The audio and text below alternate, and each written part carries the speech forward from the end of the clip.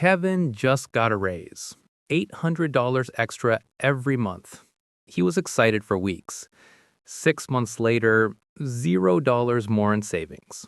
Not because he was irresponsible, but because no one ever showed him a system. The $800 just disappeared.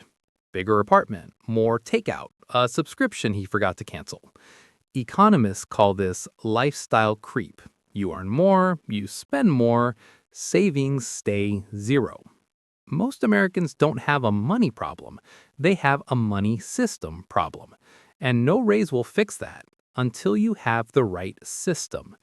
That system is called the 50-30-20 rule. And once you see it, you'll never look at a paycheck the same way again. Here's a surprising fact. Nearly 6 in 10 Americans live paycheck to paycheck. Not broke people, people with jobs, decent incomes, normal lives. So what's going wrong? It's not income. Kevin earns more than his parents ever did. It's not willpower either. He's tried the abs, cut the coffee, spent less. Nothing stuck.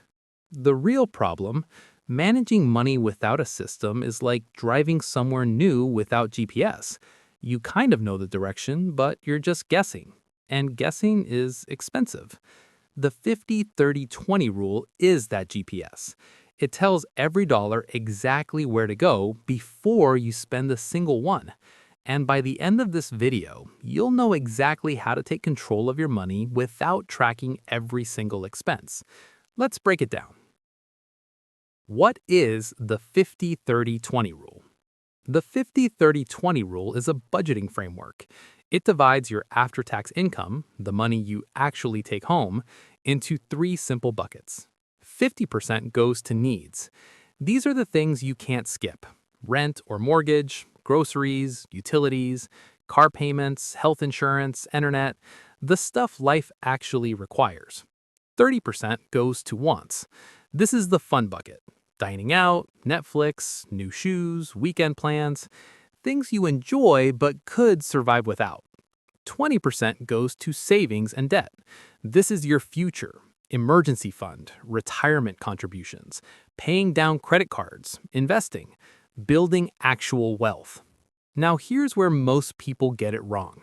They think budgeting means tracking every dollar after it's already spent. But the 50-30-20 rule works the opposite way. You decide where money goes before you spend it. That one shift changes everything. But if budgeting is so simple, why do most people still fail? Why do most budgets fail, and this one doesn't? Kevin tried the old school budget. 15 different categories. Every grocery receipt, every gas fill-up, every $3.49 purchase. And by week 2, he quit. Because it didn't feel like a plan. It felt like a part-time job. That's the problem with overly complicated budgets. They demand perfect discipline every single day.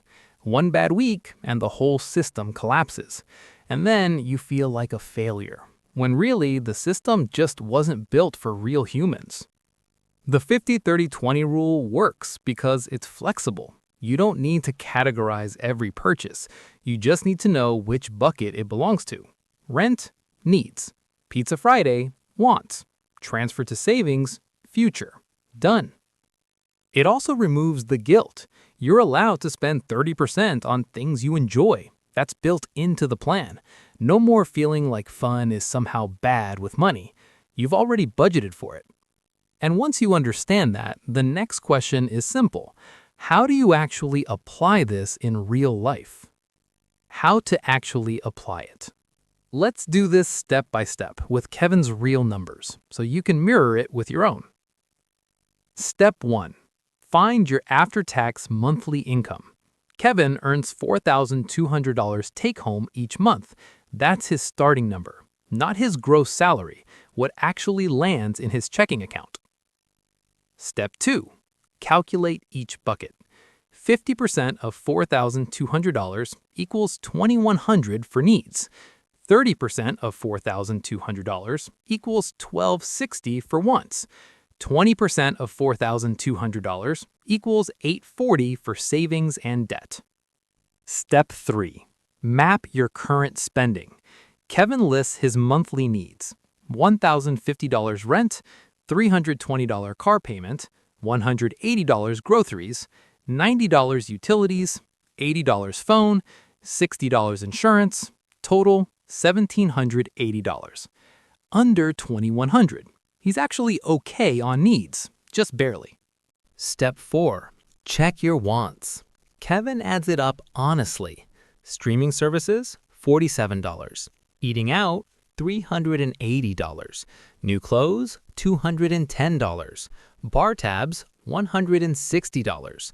Online shopping, $290. Total wants, $1,087. Just under his $1,260 limit. Okay, he's close, but not over. Step 5. The problem revealed. What about the 20%? The $840 for his future? Kevin checks. He saved $312 last month, and the month before, $180. Most months, $0. That's where his money isn't going. The future bucket is almost always empty. That's the hidden crisis for most Americans. It's not that they spend too wildly on wants. It's that they save last instead of saving first. And last usually means nothing is left. And once you see that pattern, the solution becomes very simple. You just have to flip the order. Here's what this looks like in real life. Kevin's fix, the shift that changed everything. Kevin makes one change. On payday, the same day his paycheck hits, he automatically transfers $840 to a separate savings account before he pays anything else, before he eats out, before he even opens his banking app to browse. This is called paying yourself first, and it's the single most powerful shift in personal finance. When savings happen automatically, they happen. When they're left to willpower, they don't. And now Kevin has $3,360 left to cover needs and wants. His needs cost $1,780. That leaves $1,580 for wants. He's already budgeted $1,260, so he has a $320 cushion. Some months he uses it, some months it rolls into savings.